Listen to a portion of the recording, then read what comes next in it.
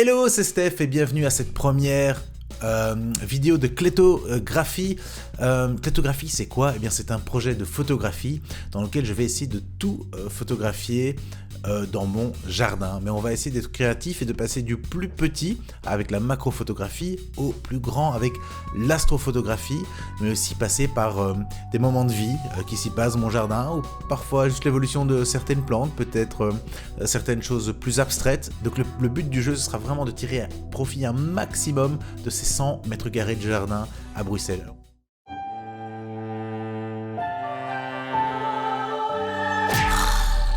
Quelle clé de se paye. Alors pour commencer ce projet, j'ai pas énormément de matériel. Je suis pas un grand photographe. Moi j'ai fait des études de cinéma. Il y a maintenant déjà 20 ans, donc j'ai pas énormément de matériel, mais j'avais acheté, il y a une grosse dizaine d'années, peut-être un peu plus, ce 7D. Le 7D dans le but de faire des courts-métrages. Finalement, j'en suis pas beaucoup servi pour les courts-métrages, parce que j'ai travaillé avec des vrais chefs-op qui savaient vraiment bien s'occuper d'une caméra et de la lumière, et qui avaient des meilleures caméras que moi, mais il se fait que, voilà, ça, c'est l'appareil photo que je vais employer, en tout cas pour l'instant, au début, c'est un 7D Canon Mark I. Dans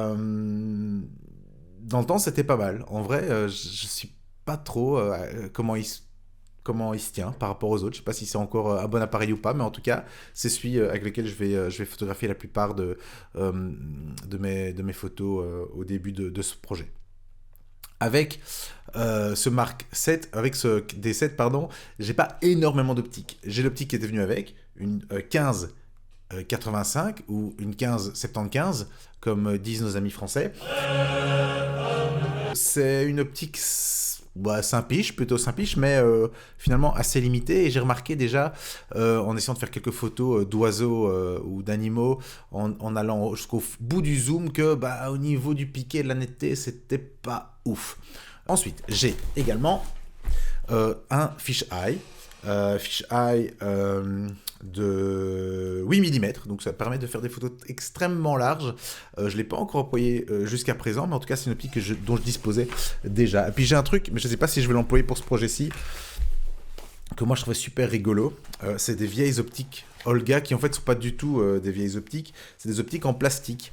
Je crois que c'est des reproductions d'optiques russes, Olga comme ça, et en fait c'est en plastique et ça donne des effets un peu vieillot, un peu bizarre comme ça. Donc c'est assez rigolo à employer, mais ça donne pas vraiment des très très belles photos, ou alors des photos avec une certaine ambiance granuleuse. J'aime vraiment bien en fait, mais c'est particulier et on verra si on s'en sert, pourquoi pas. Avec ces Olga, j'ai également encore 2-3 différentes optiques, parce que c'est ça qui est génial, c'est qu'il y a une optique de base et puis après on va les mettre des petits ajouts comme ça en plastique qui se mettent dessus devant, et alors ce qui va permettre de changer son optique en télé ou en objectif plus large à courte focale. Enfin, c'est vraiment très rigolo à employer, mais ça donne des photos de merde, et donc c'est peut-être pas le but. Il y a également une extension pour faire de la macro avec ces fiches Olga, donc on va certainement tester ça à un moment ou l'autre dans cette chaîne, on verra quand. Donc j'ai dit tout à l'heure, on avait passé de la macro au plus grand, et donc j'avais déjà également ces 3 anneaux qui permettent de faire de la macro. Et comment ça fonctionne? Eh bien en fait, on a 3 anneaux, un de 13 mm, un de 21 mm et un de 31 mm. Et ces anneaux peuvent se combiner également. Et on va augmenter la focale, donc la distance entre le capteur de l'appareil photo et l'optique. Ce qui va permettre en fait de pouvoir s'approcher très très très très près de notre sujet, et donc de faire de la macro-photographie. Oui. Puis j'avais oublié celle-là. Une optique qui est vraiment que j'adore, qui est une optique très bon marché. C'est une 50 mm, une optique fixe, et en fait elle a une ouverture de 1.8. Ça, c'était mon point de départ. Il se fait que le projet a commencé déjà il y a un petit mois, et j'ai assez vite dû me rendre compte que j'ai dû acheter du matériel en plus, parce qu'en fait tout n'allait pas exactement comme je le désirais.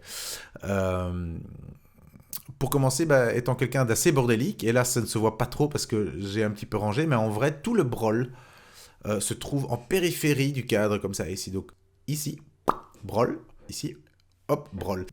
Et donc, étant assez bordélique, j'ai dû acheter déjà un nouveau trépied, parce que j'avais encore la petite... D'abord, j'avais le trépied, mais j'avais perdu la petite plaquette. Et puis maintenant, j'ai retrouvé la plaquette, mais je ne trouve plus le trépied. Et donc, conclusion, j'ai dû juste racheter un trépied, qui est là maintenant. Ensuite, pour faire l'astrophotographie, j'ai également dû acheter un tracker, comme celui-ci. J'expliquerai en détail peut-être dans une autre vidéo ce qu'un tracker comme ça fait, mais en deux mots, ça permet en fait de contrer le fait que pendant de longues expositions au minimum 30 secondes, jusqu'à 1 à 2 minutes, 3, 4 minutes, eh bien la Terre va tourner, et donc va laisser des tracés d'étoiles dans le ciel. Eh bien, ce petit tracker en fait va tourner en même temps que la planète et va éviter d'avoir des tracés d'étoiles et de bien photographier ce qu'on cherche à photographier. Ensuite, également pour l'astrophotographie, je me suis assez vite rendu compte que l'optique que j'employais, qui est une optique Canon 55-250 mm, que j'ai offert à mon épouse pour son appareil photo, puisqu'elle fait de la photographie également, était aussi pas ouf, pas super précise. Et puis surtout, c'est son matériel, et elle aime pas trop que j'emploie son matériel. Donc, pourquoi? Parce que comme j'ai dit tout à l'heure, je suis bordélique. Ici, brol, ici, hop, brol. On ne se refait pas. Conclusion, je me suis racheté une optique pour pouvoir faire de la photographie d'étoiles. Je reviendrai probablement plus en détail sur cette optique-ci, c'est la Redcat 51.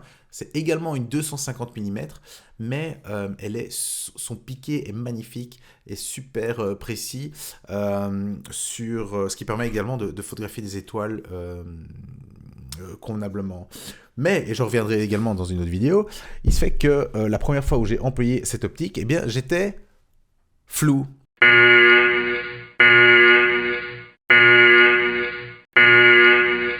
J'espère en tout cas que cette première vidéo de présentation vous plaira. L'idée en fait, l'idée de ce projet, c'est quoi? C'est de voir l'évolution des photos vers quelque chose de beaucoup plus professionnel. J'ai des ambitions de certains photographes que j'aimerais bien atteindre, et clairement j'y suis pas du tout, du tout. Et donc on va voir, on va essayer d'apprendre tous ensemble comment améliorer notre game. Et bien voilà, en tout cas, bienvenue chez Clétographie. J'espère qu'on va tous s'améliorer ensemble, et en attendant, soyez de bonnes grosses clètes.